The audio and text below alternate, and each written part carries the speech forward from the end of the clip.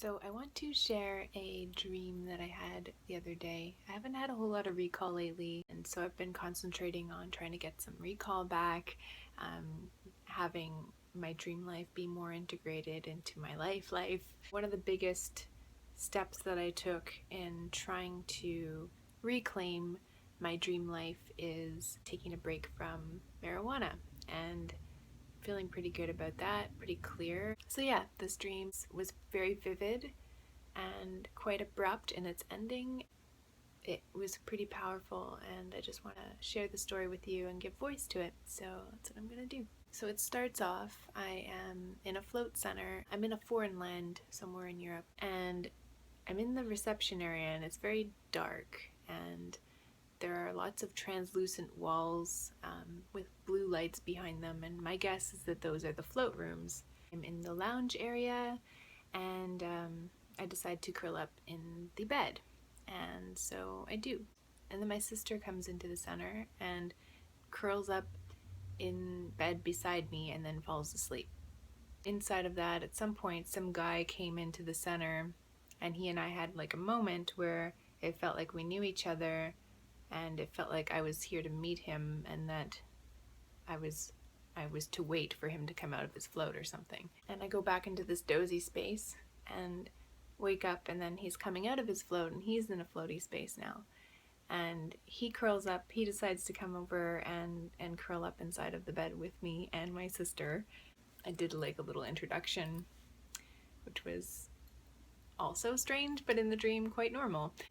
Yeah, we just lay there for a few minutes, and then the dream cuts to a scene where we're on an airplane together, and I'm like looking out a window.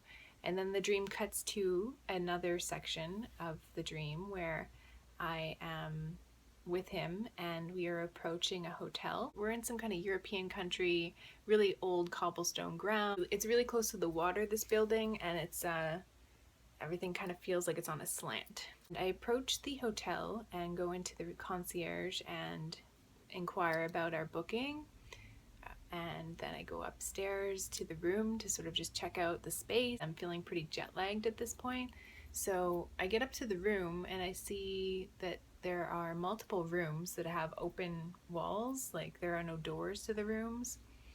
And I notice that there are two bedrooms, and what's this other room for, I think to myself, and then I remember that that other room is for my mom, which is kind of strange because I imagine that we all would probably want to have our own space. I look around and I'm looking at the details of the room, and the room is really luxurious. Way too much money was put into creating this environment, and unnecessary amount of money, and I figured, well, we could probably turn this gigantic space into two spaces that are less luxurious. So I go back down to the concierge and I consult with the person behind the desk and let them know what I need, and he makes the adjustments and everything's great. So then I go up the stairs to check out my new room.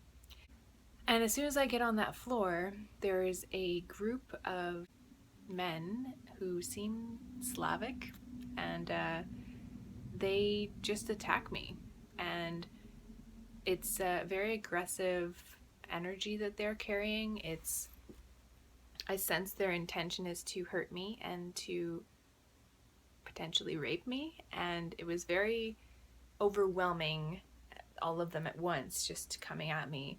So there's this point where this one guy gets on top of me and I'm on the ground, and I'm not feeling any fear inside of this. I see that everything that's happening right now, everything that I'm experiencing from these other people is an expression of their own hurt and an expression of their own pain and fear, you know? This guy's on top of me wanting to hurt me. He's like wanting to oppress me and push me down. And in that same interaction, I put my hand behind his head and I just start stroking his hair and like petting him, you know, like cooing him and saying like, you know, everything's gonna be okay, like just being his mom and just giving him that love and giving him, you know, whatever it is that I felt intuitively that he was lacking, and it just subdued him. He became very quiet and very soft and relaxed and just kind of fell asleep on top of me. And somehow that choosing to to give him love, subdued his friends also, and they like fell asleep on the ground and were like they were like puppies just sleeping. So, I carefully placed him on the ground and left him there and decided to go into my room. So the room is actually just right next to where all this happened. So I opened the door and there's a whole bunch of people in this room. It looks like they're having some kind of gathering, or they're preparing to go somewhere, but they are making a bit of a mess in my space. I noticed there's this woman. She's quite far away from me. She looks pretty stressed out. I'm tapping into her energy and feel a little bit concerned for her, and I'm just noticing her. And so she's this girl with like really curly frizzy hair, and she's really tense and tightly kind of postured, and she's just kind of sitting like this, and then she's kind of twitchy and just looks really uncomfortable. And this guy comes over to her and he's like, "Hey, like, what's up? Like, how's it going? What's happening?" And she's like, "I hear sounds. I hear sounds. I hear sounds inside my head. I hear sounds, and I don't know what they are, and it's really freaking me out." And she's like really, really tense like that. And he goes, "Okay, like, you think there's something going on with your head? I'm just gonna have a look. Let me just have a look. I'm gonna walk around your whole head. I'm just gonna inspect and see like what's happening. Okay?" So she's like, "Okay, thank you. Okay, thank you."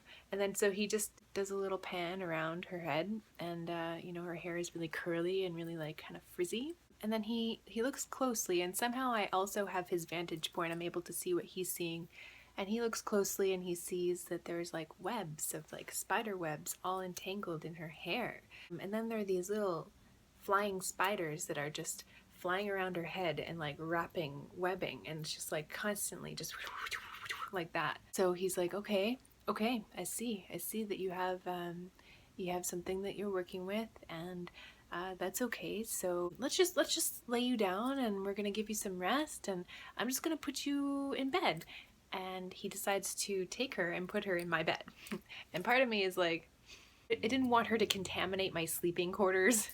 Then at the same time, I also understood and appreciated that she needed rest more immediately than I did. I decided I'm going to kind of take a step away from all of this, and I start to feel a little bit twitchy for a second. I'm like, oh, what was that sound? I start to think that I heard something, and then I see this little spider like trying to fly near me, and I swat it away. I'm like, no, thanks, but no. And I'm like, I gotta get out of this room, because like there's just too much happening in here. I decide to go for a walk, and I'm walking for a really long time inside of this building. There's just endless hallways, endless doors, just hallway, door, another hallway. Okay, what door do I want to go down? And I just travel like this for a while. And then I end up outside finally. When I really looked around, I found that I was on top of a gigantic boat, which was on the water, just kind of taking in the view and trying to take in where it is that I am. And I see like I am on like turquoise blue water, and it's surrounded by these really old and colorful buildings that are all like staggering up hills. We're not connected to land right now, and we're not moving very fast. We're just kind of bobbing on the water. So I decided just to take in the sights and just sit down. There's a staircase, and I sit down at the top of the stairs and just look around at the beauty of it all, and really just be in awe of everything here. And then I decide to take a photograph. What happens next is actually a lucid dream tell, but for whatever reason, I never pick up on it when it happens. But anyways, I take my phone and I go to take a picture, and I bring it up to my face, and everything becomes really distorted. My perception of where I am, like I start to experience almost like the sense of vertigo, but the boat is now creating this rocking sensation, and my whole perception is like now through the camera, and now I'm like, whoa. So I start to feel like the waves of this boat, and it's like lots of like really intense waves.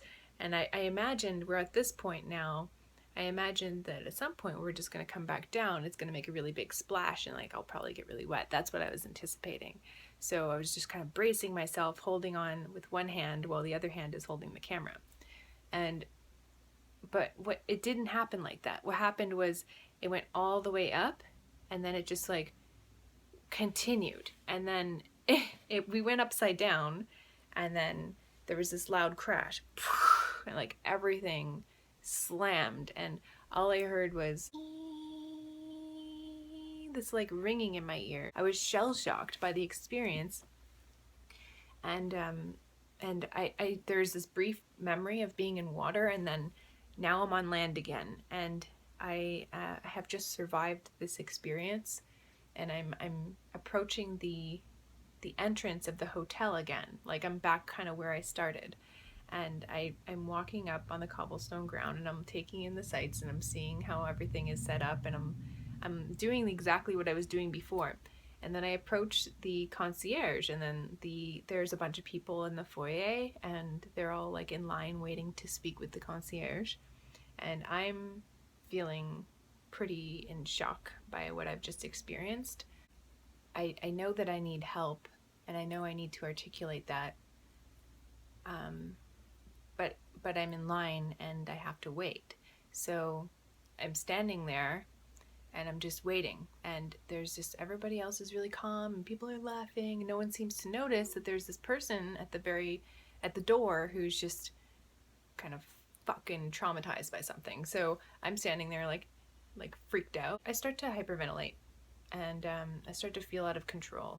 Like I need to get myself help, but I need it more urgently than what is being offered in this moment. And I don't know how to ask for it. And so I start to, just like really, really intense breathing. And I don't even want to imitate it because I don't want to trigger anything inside my body. But I was just hyperventilating. It was getting worse and worse. I started to have a panic attack, and I made eye contact with the concierge who looked at me like, oh, she's not okay. So he comes over to me, and then there's some other staff member that's kind of coming over to me. And as soon as they both approach me, I see that I now have, it's like I now am allowed to fall, like I'm allowed to collapse. They approach me, and I faint, and I'm kind of half conscious at this point, and I fall into the staff member's arms, and I'm just so relieved to be able to finally rest from what it is that I've just experienced. And I'm laying on the ground and I'm still hyperventilating, but it's not as bad anymore because I'm not participating in my stress in the way that I was, because I'm kind of half conscious. And they're just kind of holding me, but 2 seconds later, I don't even have, it's not like they take care of me or anything. It's not like they're doing what I did for that guy who attacked me. Instead, the concierge dude stabs me with a really thick and long needle in my butt, and I feel the really strong pinch, like injection, and then I feel my consciousness immediately begin to black out, and then I close my eyes and it's black and there's nothing, and then I open my eyes and I'm in my room. Like the memory is completely crystallized. I have the entire thing right there. Yeah, that's the dream. Pretty glad to have some recall. Kind of an intense dream, but it would seem that the subject is around caring for others, and in the end it's around caring for myself and asking for care, asking for love from others. There's all those themes going on. So something to reflect on. I'm not going to unpack it. I've already kind of shared enough with you guys as it is, but just wanted to give you that story.